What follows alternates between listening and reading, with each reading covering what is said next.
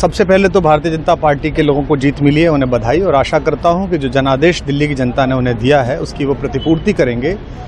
और वे सब आम आदमी पार्टी के लाखों करोड़ों कार्यकर्ता जो अन्ना आंदोलन से आए, जिनके बहुत ही निश्चल, निष्पाप और बड़े भारत की राजनीति को बदलने के सपने की हत्या एक निर्लज्ज, नीच, मित्रहंता, आत्ममुग्ध और चरित्रहीन व्यक्ति ने की, उसके प्रति तो क्या संवेदना। दिल्ली को उससे मुक्ति मिली। और मैं ये जानता हूँ कि अब जो आम आदमी पार्टी में लोग बच गए थे सत्ता के लोभ में, लालच में, पदों के लिए, उस पैसे के चक्कर में, वे सब भी अब वापस जाएंगे, लौटेंगे, कुछ अपने व्यवसायों में लौटेंगे, कुछ पार्टियों में चले जाएंगे।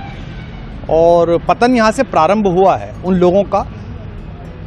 मेरे लिए कोई प्रसन्नता का और दुख का विषय नहीं है, मैं बीच में खड़ा हूँ। प्रसन्नता इस बात की है कि करोड़ों लोगों ने आशा लगाई थी, करोड़ों लोगों ने, लोग अपनी नौकरियां छोड़ के आए थे, व्यवसाय छोड़ के आए थे, दुश्मनियां ली थी लोगों ने, उन सब की हत्या एक आत्ममुग्ध आदमी ने, एक चरित्रहीन आदमी ने अपनी निजी महत्वाकांक्षाओं की पूर्ति के लिए की।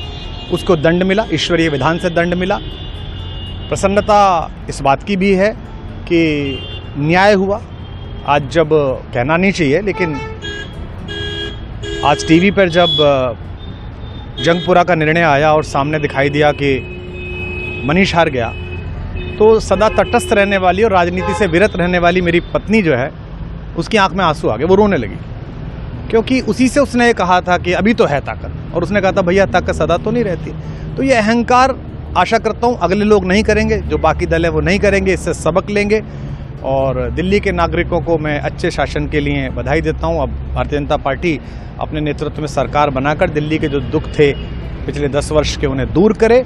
और आम आदमी पार्टी के समस्त कार्यकर्ताओं को कहता हूँ कि आपने जिस किसी भी लोभ लालच में, सब कुछ जानते हुए एक ऐसे व्यक्ति के समर्थन में काम किया जिसने अपने मित्रों की पीठ में झुरा घोंपा, गुरु को धोखा दिया, अपने साथ कंधे से कंधा मिला के लड़ने वाली महिलाओं को अपने घर ला के पिटवाया, अपनी निजी सुख और साधन के लिए जनता का पैसा खर्च किया, अब उससे आशा लगानी छोड़ें, अब बाहर निकलें, अपना अपना जीवन देखें।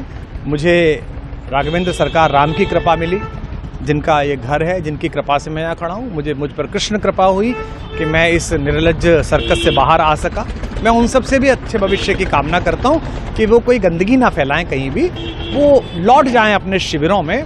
जिस तरह माधव को, कृष्ण को दूत देख कर भी भरी सभा में अट्टहास करने वाला दुर्योधन जो ये कहता था सुचिग्रम नैव दास्यामि बिना युद्धे न केशवः, बिना युद्ध के 5 गांव भी नहीं दूंगा, आज वो अपनी सीटों के लिए तरस रहा है।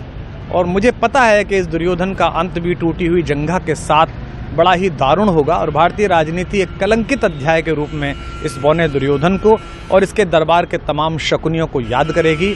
मैं उनकी मुक्ति की कामना करता हूं कि ईश्वर उन्हें इस दुख से बाहर निकाले, और समस्त लोगों को बधाई देता हूं कि चलिए अंततः न्याय हुआ। लेकिन दिल्ली के चुनावों को लेकर एक मिश्रित प्रतिक्रिया है।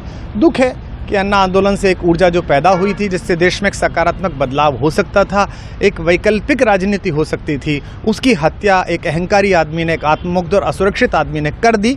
मैं आशा करता हूं कभी ना कभी भारत में ऐसा सूर्योदय किसी न किसी दल में अवश्य होगा, जो भारत को जहां पहुंचना है वहां पहुंचाने का मार्ग प्रशस्त करेगा।